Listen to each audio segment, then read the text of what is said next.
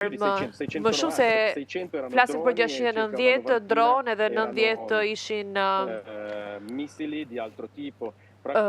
raketa aerore të ndryshme, kështu që kam përdorur edhe raketa balistike të rrezës mesatare, të cilat mund të përdoren edhe potencialisht edhe me fuqi bërthamore. Është e sajta herë që është goditur Ukraina nga Federata Ruse dhe herët e para, 2 herët e para i kanë qenë integruar edhe armë të cilësuara pro. Flasim për një përshkallëzim të përshkallëzimit, gjithnjë më i dhunshëm, më i rënd dhe më brutal, që fatkeqësisht është i tillë sepse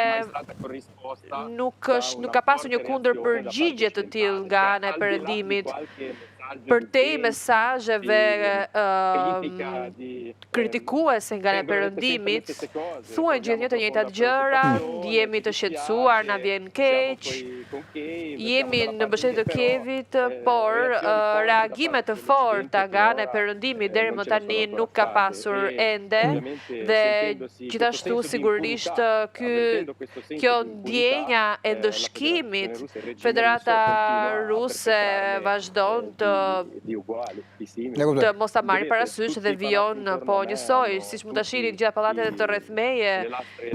kanë pra këto drasa druri në përdritare dhe siç mund ta shihni, ajo është godina e ambasadës shqiptare. Nëse këto janë kushtet të cilat ndodhet kjo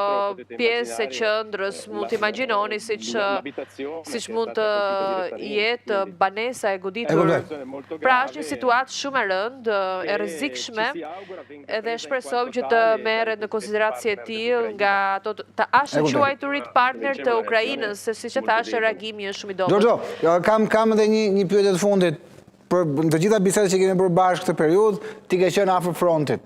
Dhe nuk e di, por i thesh në Kiev mbas sa kohësh, më trego pak si është Kievi, si e ka lënë ti Kievi nga vizita fundit dhe si është tani Kievi.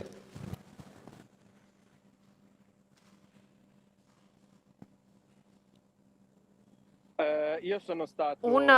kam qenë në muajt e fundit duke dokumentuar, duke raportuar jetën brenda zonave të vrasjeve pra frontit, zona më të rrezikshme të Ukrainës. Kam kaluar më shumë se 2 muaj në këto zona të rrezikshme, Kherson, ku askush nuk ishte asnjë përfaqësues të mediave, të paktën për një vit flas ku flasim për 10 metra larg forcave ruse. Dje, kur folëm bashkë, thimi, unë isha duke u kthyer nga Donbasku, ku kam qenë për shumë atje dhe kam qenë duke raportuar jetën në sistemit kundër dron, pra flasim për zona me rrezikshmëri të lartë, kështu që duke shpjeguar edhe sa e vështirë është për të furnizuar sa i takon aspektit logjistik në ato zona, sepse rrugët janë të mbuluara me këto sisteme antidron, por është ekstremisht e vështirë të lëvizësh pa u qelluar dhe në një nga këto rrugë ka ndoruar jetë djali i miku tim më të ngushtë këtu në Ukrainë.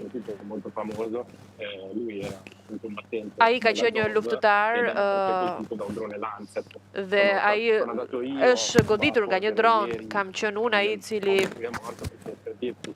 kam raportuar këtë ngjarje dhe askush nuk donte të shkonte atje ta vizitonte sepse është një zonë shumë e vështirë për t'u arritur dhe në kthimin tim në Kiev për t'u përgjigjur pyetjes tënde, siç teksa unë heci ju tregoj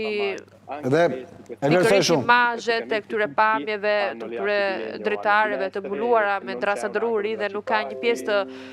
qytetit që mos të jetë sulmuar, që mos të ketë ndjerë konsekuencat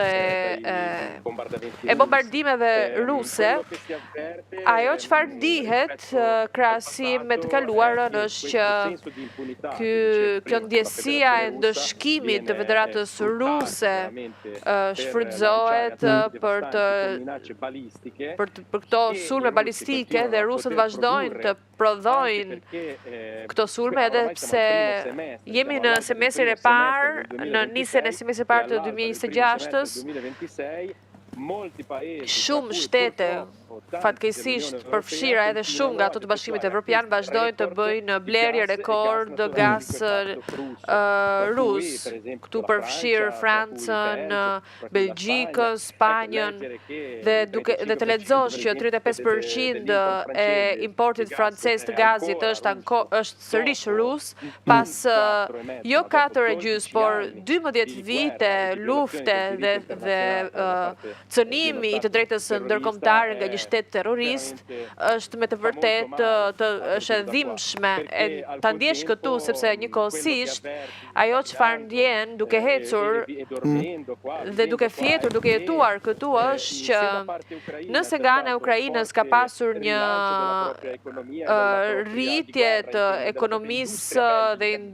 industrisë ushtarake, ajo çfarë ka munguar suporti, mbështetja kundër sulmeve balistike nga ana e aleatëve të saj. Pra, në thelb,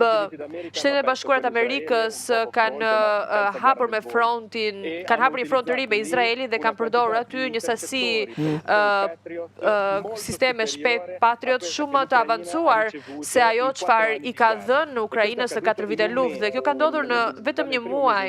Pra, në 20 vite në lidhjen e mesme kanë përdorur mbi 200 sisteme të tilla, ndërkohë që në 4 vite 600 i ka përdorur Ukraina. Njëkohësisht edhe partnerët evropian të Ukrainës nuk i kanë furnizuar në mënyrë të drejtë, ose ndoshta nuk i kishin, ose ndoshta kjo industri nuk i prodhonte dot, nuk dihet arsye pse, por edhe sistemet më të thjeshta analoge për që mund të jenë edhe një farë mënyrë edhe më superiore ndaj sistemeve Patriot nga ana teknike të orientimit të këndit e të tjera. Dhe pra flasim për sisteme ndoshta edhe që krahasuar këto Patriot nuk janë aq eficiente, por edhe nga ana e Europës edhe nga ana e Ukrainës mund të kishin këtë shkëmbim të këtyre sistemeve dhe versionit të gjeneratës së re, e cila po del tani, është premtuar në janar, por pra sa dim ne nuk ka pasur akoma shkëmbime të këtyre sistemeve. Ajo çfarë duhet bërë është që Bashkimi Evropian në interesin e saj vetjak duhet të bënte është që të vendoste Ukrainën në bërdësi të industrisë prodhuese të këtyre armëve, për këtyre sistemeve, sepse industria baltike e Ukrainës ka demonstruar që është e aftë të prodhojë edhe në kushte ekstreme si këto që përjetojmë, krahasuar me vendet e tjera. Ka bërë shumë Ukraina nën presion, nën trysni, flas për industri balistike krahasuar me pjesën tjetër të Evropës që po jeton në një kohë paqe, ndërkohë që ne jetojmë në sulmet e bombave dhe ata, kjo mund ta them plotësisht që është një faj, dhe kudo që rrotullohem janë pallate që demonstrojnë kushtet e jetesës